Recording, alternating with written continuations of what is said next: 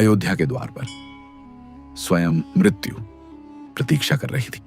यमराज आए थे नियति का संदेश लेकर। समय अपना निर्णय सुना चुका था। प्रभु राम को अब देह त्याग करनी थी, पर उस दिन मृत्यु अयोध्या में प्रवेश नहीं कर सकी, क्योंकि द्वार पर खड़े थे हनुमान। न कोई सेना, न कोई अस्त्र, फिर भी स्वयं काल रुक गया था। हनुमान ने प्रण लिया था, जब तक मैं हूं मेरे प्रभु को कोई स्पर्श नहीं कर सकता। यमराज भी समझ चुके थे, यदि हनुमान चाहें तो समय भी आगे नहीं बढ़ पाएगा। एक ओर नियति खड़ी थी, दूसरी ओर भक्ति। और तभी प्रभु श्री राम ने एक लीला रची। राजसभा में बैठे बैठे उन्होंने अपनी स्वर्ण अंगूठी धीरे से गिरा दी। अंगूठी संगमरमर के फर्श पर लुढ़की, एक अदृश्य दरार तक पहुंची, क्षण भर रुकी और फिर अंधकार में विलीन हो गई। हनुमान, मेरी अंगूठी लेकर आओ। बस इतना सुनना था। हनुमान तुरंत सूक्ष्म रूप धारण कर उस दरार में उतर गए, पर वह दरार साधारण नहीं थी। वह नीचे जाती रही, धरती के पार, शिलाओं के पार, मानो किसी दूसरे लोक की ओर। और फिर हनुमान पहुंचे नागलोक, एक ऐसा संसार जहां प्रकाश सूर्य से नहीं आता था। वहां उजाला फैलता था विशाल नागों के फनों पर जड़ी दिव्य मणियों से।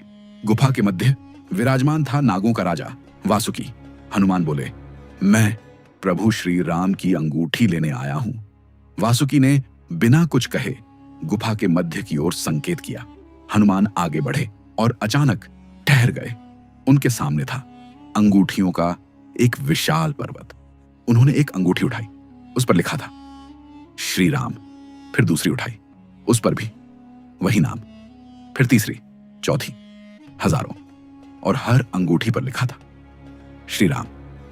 हनुमान स्तब्ध रह गए। उन्होंने पूछा, इनमें मेरे प्रभु की अंगूठी कौन सी है? तभी वासुकी बोले, वानर वीर, ये सभी अंगूठियां प्रभु श्री राम की ही हैं। हनुमान विस्मित रह गए। वासुकी बोले, यह संसार एक चक्र है। हर युग में राम आते हैं, हर युग में एक हनुमान उनकी सेवा करता है, और हर बार जब राम का समय पूरा होता है वे अपनी अंगूठी गिराते हैं। गुफा में पूर्ण मौन छा गया। तभी हनुमान को सत्य समझ आया। वे अद्वितीय नहीं थे, वे उस अनंत कथा का एक भाग थे जो युगों से दोहराई जा रही थी। धीरे धीरे हनुमान ने अपनी मुट्ठी खोल दी। अंगूठी फिर उसी पर्वत में गिर गई। अब उसे खोजने का कोई अर्थ नहीं था। जब हनुमान वापस अयोध्या लौटे, सिंहासन खाली था। प्रभु श्री राम सरयू में विलीन हो चुके थे। हनुमान बस शांत खड़े रहे, क्योंकि अब वे समझ चुके थे, हम किसी रूप को नहीं रोक सकते, समय को नहीं बांध सकते।